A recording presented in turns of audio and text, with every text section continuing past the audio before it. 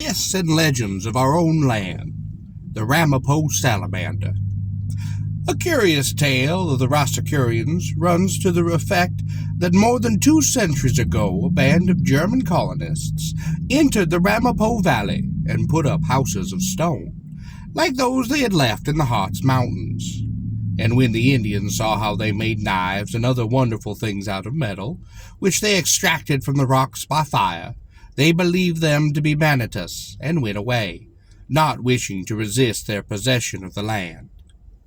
There was treasure here, for High Tor, or Torn Mountain, had been the home of Amasis, youngest of the Magi who had followed the star of Bethlehem. He had found his way through Asia and Alaska to this country, had taken to wife a native woman by whom he had a child, and here on the summit he had built a temple, having refused the sun worship, when the Indians demanded that he should take their faith.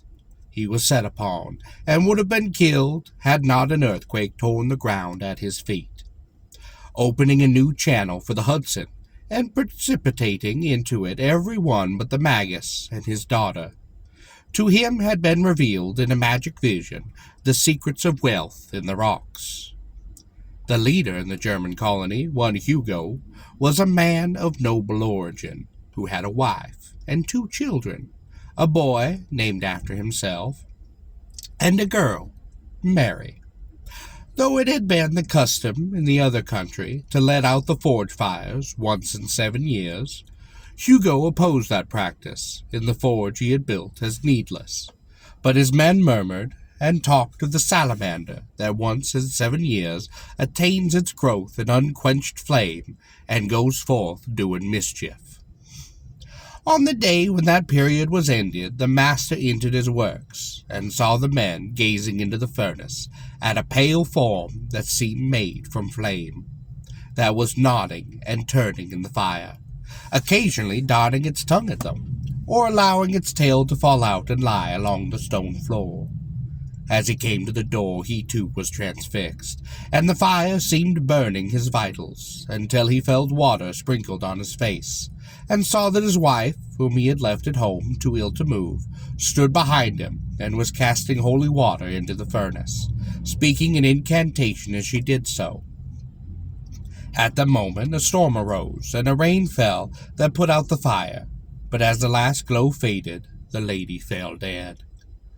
When her children were to be consecrated 7 years later, those who stood outside of the church during the ceremony saw a vivid flash, and the nurse turned from the boy in her fright. She took her hands from her eyes, and the child was gone.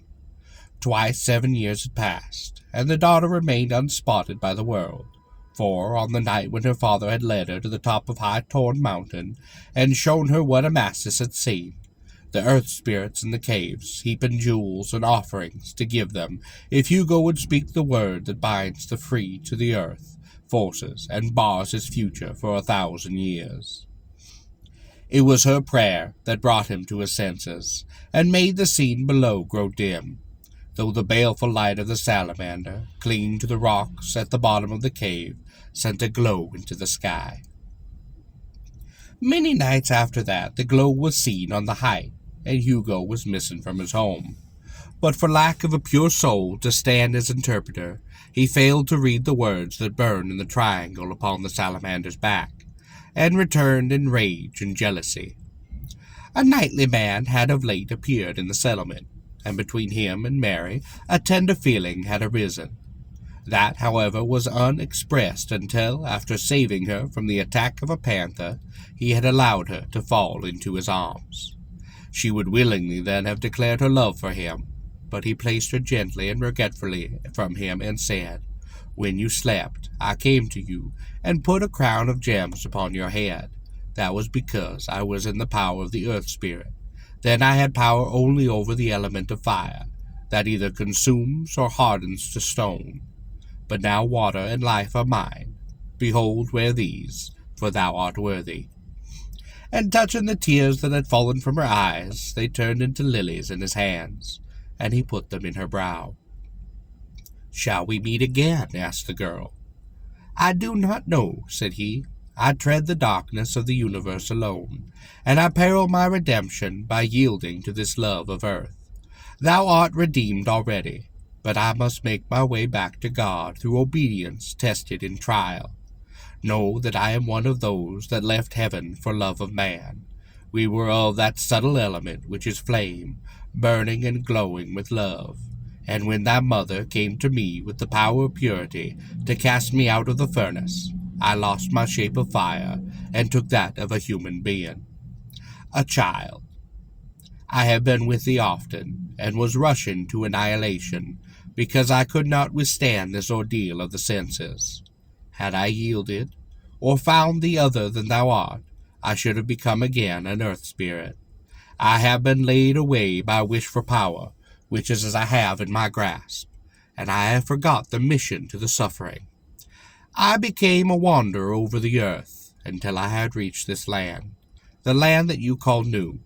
Here was to be my last trial, and here I am to pass into that gate of fire. As he spoke, voices arose from the settlement. "They are coming," said he. The stout form of Hugo was in advance. With a fierce oath he sprang on the young man.